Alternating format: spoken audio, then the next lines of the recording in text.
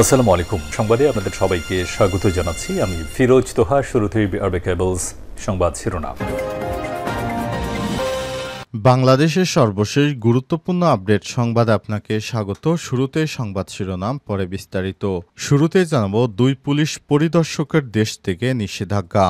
ঘুষ বাণিজ্য এবং ক্ষমতার অপব্যবহার, কোটি কোটি টাকার জ্ঞাত আয় বহির্ভূত সম্পদ অর্জনের অভিযোগ থাকায় পুলিশের পরিদর্শক মোল্লা রাশেদ খালেদ ও মোহাম্মদ রেজাউল হক এবং তার স্ত্রী তুরিনারা বেগমের দেশ থেকে নিষেধাজ্ঞার আদেশ দিয়েছে আদালত। এরপর জানাবো, বাংলাদেশ থেকে আরও জনশক্তি নিতে সৌদিকে আহ্বান জানালো স্বরাষ্ট্র উপদেষ্টা। বাংলাদেশ থেকে আরও বেশি জনশক্তি নেওয়ার আহ্বান জানিয়ে সৌদি রাষ্ট্রদূতকে বাংলাদেশের পক্ষ থেকে অনুরোধ করেছেন লেফটেন্যান্ট জেনারেল মোহাম্মদ জাহাঙ্গীর আলম চৌধুরী। বুধবার 9 এপ্রিল সচিবালয়ে স্বরাষ্ট্র উপদেষ্টার অফিস কক্ষে সৌদি আরবের বিদায়ী রাষ্ট্রদূত ইসা বিন ইউসুফ বিন আলদু হাইলেনের সঙ্গে সৌজন্য সাক্ষাৎকারে সব কথা বলেন তিনি। এদিকে বন্দরে ট্রানজিট দূর করতে ট্রানজিট সুবিধা প্রত্যাহার করেছে ভারত, বললেন রণধীর জয়সওয়াল। বাংলাদেশকে দেয়া গুরুত্বপূর্ণ ট্রানজিট সুবিধা প্রত্যাহার করেছে ভারত। এই ট্রানজিট ভারতীয় ভূখণ্ড ব্যবহার করে তৃতীয় দেশে পণ্য পাঠাত বাংলাদেশ। এখন থেকে সেই সুবিধা বাতিল করল ভারত। জানাবো, ট্রাম্পের বাণিজ্য যুদ্ধ, বিশ্বের শীর্ষ 10 ধনীর 9 জনের ক্ষতি $370 বিলিয়ন। মার্কিন প্রেসিডেন্ট ডোনাল্ড ট্রাম্পের রক্ষণশীল বাণিজ্য নীতির প্রভাব পড়েছে বিশ্বজুড়ে। যুক্তরাষ্ট্রের প্রেসিডেন্টের এই শুল্ক আরোপের ফলে $370 বিলিয়ন 10 ধনী ব্যক্তির ইতিমধ্যেই ক্ষতি হয়েছে। এদিকে ভারতের কারাভোগের পর দেশে ফিরলেন 14 বাংলাদেশি। সিলেটের তামাবিল স্থলবন্দর দিয়ে দেশে ফিরেছেন ভারতে আটক হওয়া 14 জন বাংলাদেশি। সীমান্ত দিয়ে অবৈধভাবে অনুপ্রবেশের দায়ে তারা সেদেশের বিভিন্ন মেয়াদে কারাভোগ করার পর দেশে ফিরেছেন। আজ বিকাল 4টায় ভারতের সীমান্তরক্ষী বাহিনী বিএসএফ ও বাংলাদেশের বর্ডার গার্ড অব বাংলাদেশ বিজিবির উপস্থিতিতে তাদেরকে ফেরত পাঠানো হয়েছে। এবং সর্বশেষ জানাবো, হু করে কমছে বিশ্ববাজারে তেলের দাম। পাল্টাপাল্টি শুল্ক আরোপের জেরে ফের চরমে উঠেছে যুক্তরাষ্ট্র চীনের বাণিজ্য যুদ্ধের প্রভাব পড়তে শুরু করেছে বিশ্ববাজারের জ্বালানি তেলের চাহিদা নিয়ে উদ্বেগ তৈরি হয়। বিগত 4 বছরের মধ্যে সর্বনিম্ন পর্যায়ে নেমে এসেছে জ্বালানি তেলের দাম। বুধবার 9 এপ্রিল ব্যারেল প্রতি ব্রেন্ট ক্রুডের দাম $4.02 বা 6.60% কমে $58.80 নেমে এসছে। প্রিয় দর্শক, এতক্ষণ শুনছিলেন সংবাদ শিরোনাম, এবারে বিস্তারিত। তবে তার আগে বন্ধুরা, অনুরোধ থাকবে সংবাদটিতে একটি লাইক দিন। এই চ্যানেলে আপনি নতুন হয়ে থাকলে আমাদের সংবাদটি দেখতে দেখতে চ্যানেলটি সাবস্ক্রাইব করে রাখুন, যাতে করে বন্ধুরা আমাদের পরবর্তী লেটেস্ট আপডেট সংবাদগুলো সবার আগে আপনার কাছে পৌঁছে যায়। আর বন্ধুরা, এই সংবাদটি আপনার সোশ্যাল মিডিয়া ফেসবুকে শেয়ার করে বন্ধুদেরও দেখার সুযোগ করে দিন। এবারে বিস্তারিত।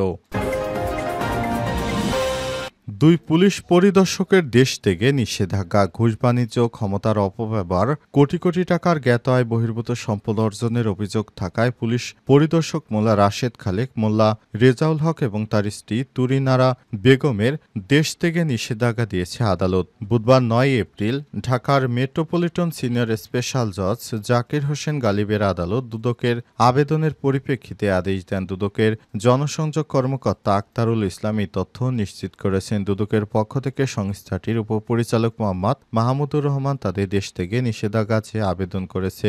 আবেদনে বলা হয়েছে, অভিযুক্তদের বিরুদ্ধে ঘুষ বাণিজ্য, ক্ষমতার অপব্যবহার, কোটি কোটি টাকার জ্ঞাত আয় বহির্ভূত সম্পদ অর্জন এবং বিভিন্ন দুর্নীতি সংক্রান্ত অভিযোগ অনুসন্ধানপূর্বক প্রতিবেদন দাখিলের নিমিত্ত অনুসন্ধানকারী কর্মকর্তা নিয়োগ করা হয়েছে। অনুসন্ধানকালে বিশ্বস্ত সূত্রের মাধ্যমে জানা যায় যে অভিযোগ সংশ্লিষ্ট ব্যক্তিবর্গ সপরিবারে গোপনে দেশ ত্যাগ করার প্রচেষ্টা চালাচ্ছে। তারা দেশ ত্যাগ করে বিদেশে পালিয়ে গেলে অভিযোগ সংশ্লিষ্ট গুরুত্বপূর্ণ রেকর্ডপত্র প্রাপ্তির ব্যাঘাত সৃষ্টি হবে। তাছাড়াও সার্বিক অনুসন্ধান কাজে বিঘ্ন সৃষ্টিসহ সমূহ ক্ষতির কারণ রয়েছে। তাদের বিরুদ্ধে আনীত অভিযোগের সুষ্ঠু অনুসন্ধান কার্যক্রমের সাথে তাদের বিদেশ ভ্রমণে নিষেধাজ্ঞা প্রদান আবশ্যক। বাংলাদেশ থেকে আরও জনশক্তি নিতে সৌদিকে আহ্বান স্বরাষ্ট্র উপদেষ্টার। বাংলাদেশ থেকে আরও বেশি জনশক্তি নেওয়ার জন্য সৌদির রাষ্ট্রদূতকে আহ্বান জানিয়েছেন স্বরাষ্ট্র উপদেষ্টা লেফটেন্যান্ট জেনারেল মোহাম্মদ জাহাঙ্গীর আলম চৌধুরী। বুধবার ৯ এপ্রিল সকালে সচিবালয়ে স্বরাষ্ট্র উপদেষ্টার অফিস কক্ষে সৌদি আরবের বিদায় রাষ্ট্রদূত ইসা বিন ইউসুফ বিন আল দুলাইনের সঙ্গে সৌজন্য সাক্ষাতে আহ্বান জানান তিনি। বৈঠকে সৌদি আরবে বসবাসরত বৈধ পাসপোর্টবিহীন ৬৯,০০০ বাংলাদেশি নাগরিকের অনুকূলে পাসপোর্ট রি-ইস্যু সংক্রান্ত বিষয়াদি সহ পারস্পরিক স্বার্থসংশ্লিষ্ট বিভিন্ন বিষয় নিয়ে আলোচনা হয়। বৈঠকের শুরুতে রাষ্ট্রদূতকে স্বাগত জানিয়ে উপদেষ্টা বলেছেন, সৌদি আরব বাংলাদেশের উন্নয়নে অন্যতম বৃহত্তর অংশীদার। সুতরাং সৌদি আরবকে পাশ কাটিয়ে কখনো বাংলাদেশ এগোতে পারবে না। বাংলাদেশকে সব রকমের সহযোগিতা করবে সৌদি আরব, সেই প্রত্যাশা আমরা করি। সৌদি সরকার বিগত সময়ে বাংলাদেশকে যেভাবে সহায়তা করেছে আগামী দিনও সেভাবে তাদের সহায়তার হাত বাড়িয়ে দিবে। তাহলে বাংলাদেশের উন্নয়ন সমৃদ্ধি হবে এবং আমরা সৌদি আরব আমাদের যে ধরনের সহযোগিতা করেছে এর জন্য বাংলাদেশের পক্ষ থেকে কৃতজ্ঞতা স্বীকার করেছেন স্বরাষ্ট্র উপদেষ্টা লেফটেন্যান্ট জেনারেল জাহাঙ্গীর আলম চৌধুরী। তিনি সৌদির রাষ্ট্রদূতকে ধন্যবাদ জানিয়েছেন। বন্দরে যানজট দূর করতে ট্রানজিট সুবিধা প্রত্যাহার করেছে ভারত বললেন রণধীর জয়সাল।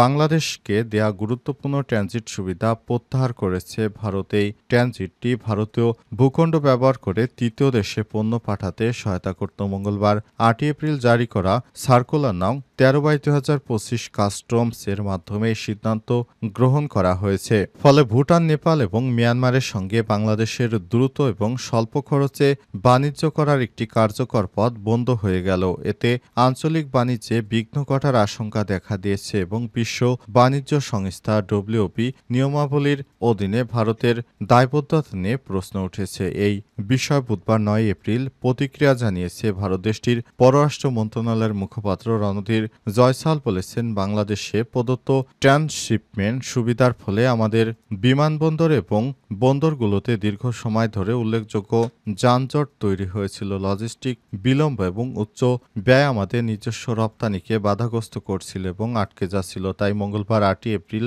এই সুবিধা প্রত্যাহার করে নিয়েছে ভারত। তবে এই পদক্ষেপগুলো ভারতীয় ভূখণ্ড দিয়ে নেপাল বা ভুটান বাংলাদেশের রপ্তানির উপর প্রভাব ফেলবে না বলেও মন্তব্য করেছেন তিনি। ২০২০ সালের জুনে চালু করা এই সুবিধার মাধ্যমে বাংলাদেশ থেকে ভুটান, নেপাল, মিয়ানমারে পণ্য রপ্তানি ভারতের স্থলবন্দর, সমুদ্র বন্দর ও বিমানবন্দর ব্যবহার করে পাঠানো হতো। Central board of indirect taxes and custom CBEC নতুন বিজ্ঞপ্তিতে বলা হয়েছে, পূর্ববর্তী বিজ্ঞপ্তি তাৎক্ষণিকভাবে বাতিল করা হয়েছে। তবে এরই মধ্যে ভারতে প্রবেশ করা কার্গোগুলোকে পূর্ববর্তী নিয়ম অনুযায়ী ভারতীয় ভূখণ্ড ত্যাগের অনুমতিও দেওয়া হবে। ট্রাম্পের বাণিজ্য যুদ্ধ, বিশ্বের শীর্ষ ১০ ধনীর ৯ জনের ক্ষতি $৩৭০ বিলিয়ন। মার্কিন প্রেসিডেন্ট ডোনাল্ড ট্রাম্পের রক্ষণশীল বাণিজ্য নীতির প্রভাব পড়েছে বিশ্বজুড়ে। বছরের শুরু থেকে এখন পর্যন্ত বিশ্বের শীর্ষ ১০ ধনী ব্যক্তির মধ্যে ৯ জনের সম্মিলিত সম্পদ থেকে অন্তত $৩৭০ বিলিয়ন হ্রাস পেয়েছে। শুধুমাত্র ওয়ারেন বাফেট ব্যতিক্রম, তিনি এই সময়ের মধ্যে সম্পদ বাড়াতে সক্ষম হয়েছেন। ট্রাম্পের ধারাবাহিক শুল্ক আরোপের কারণে বিশ্ববাজারে অনিশ্চয়তা বাড়ছে। চীন, ভিয়েতনাম, তাইওয়ান বিশ্বের গুরুত্বপূর্ণ উৎপাদন কেন্দ্রগুলো যুক্তরাষ্ট্রের উচ্চ শুল্কের কবলে পড়েছে। সব দেশ থেকে লজিস্টিক সুবিধা বাতিল করেছে ট্রাম্পের এই ধরনের কার্যকলাপের ফলে এ সমস্ত রাষ্ট্রগুলো থেকে যেসব পণ্য যুক্তরাষ্ট্রে ঢুকত সেগুলো থেকে সাধারণ জনগণের উপর উচ্চ ট্যাক্স নিরূপণ আরোপ করার ফলে যুক্তরাষ্ট্রের সাধারণ মানুষের উপর এক ধরনের নেতিবাচক প্রভাব পড়েছে, যার ফলে যুক্তরাষ্ট্রে বসবাসরত সাধারণ জনগণের এখন অনেকটাই ভোগান্তি বেড়েছে। এর ফলে বিশ্ববাজারে অনেক রাষ্ট্রই যুক্তরাষ্ট্রের উপরেও ট্যাক্স আরোপ করেছে। এ কারণে যুক্তরাষ্ট্রের বাণিজ্য অনেক অংশে কমে গেছে। এর প্রভাব পড়েছে বিশেষ করে শীর্ষ ধনীদের উপরে।